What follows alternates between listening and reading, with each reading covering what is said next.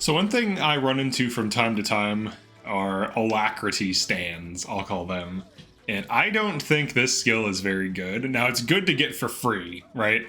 There's a saying, if it's free, it's for me. But if I were to actually spend SP in a slot on this thing, I don't see it being worth it.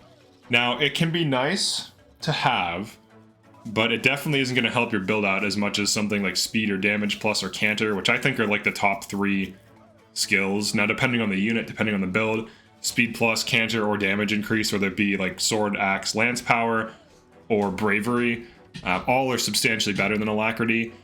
Alacrity can be nice to get for free, but I don't think it's something you should run as a paid thing. It definitely costs more than it seems.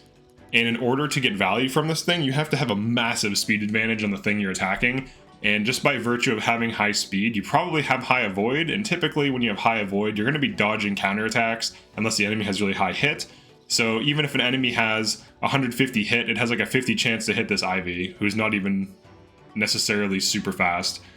Now, obviously she's quite fast right now, but compared to this Chloe, who's just chilling out with a -4 weapon weight, like she's really not that much faster than her. Now, if this Chloe had Alacrity, she would have to drop sword power or speed plus, and both of which are much better than that. So I think it's just one of those skills that it's not worth it. The other thing too is, in order for it to be hugely useful, you want like Alacrity plus plus, which basically guarantees that when you double something, you hit it twice before it hits you once. So the base level of Alacrity, you have to have, I think, 9 or more speed, and then Alacrity plus, you have to have 7 or more, and then at plus plus, you have to have 5 or more. But this thing isn't free, right? So if I pull up, here, let's pull up Lynn. Let's go to her Serene's Forest. All right, so Alacrity plus plus is 3k SP, bond level 18. That already isn't worth it.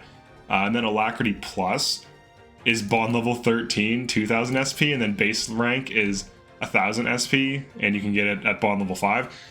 So it's just not worth it in terms of SP cost.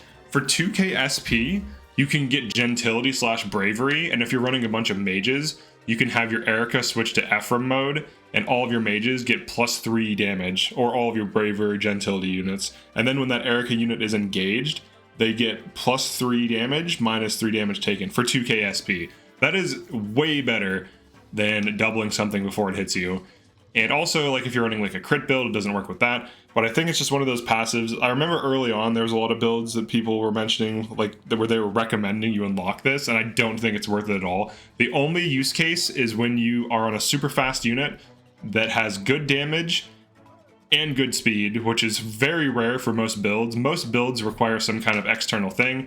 Now, if you're going to be like a meal prepper, like you do the meals, you either RNG abuse meals and then use tonics, maybe you can get away with not running these.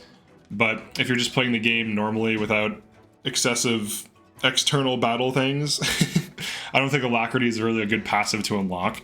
It's kind of just like a meme. Now, it is nice to have for free on Lynn, so whoever your Lynn unit is, getting it for free, that's nice, but getting it getting it as a passive, I don't recommend it at all.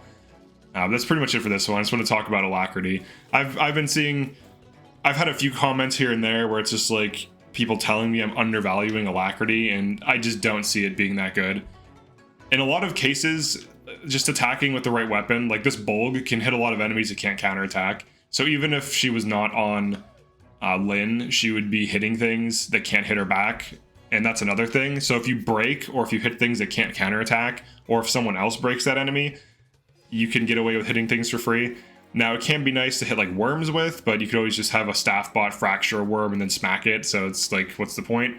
But yeah, I don't think it's really that good of a passive.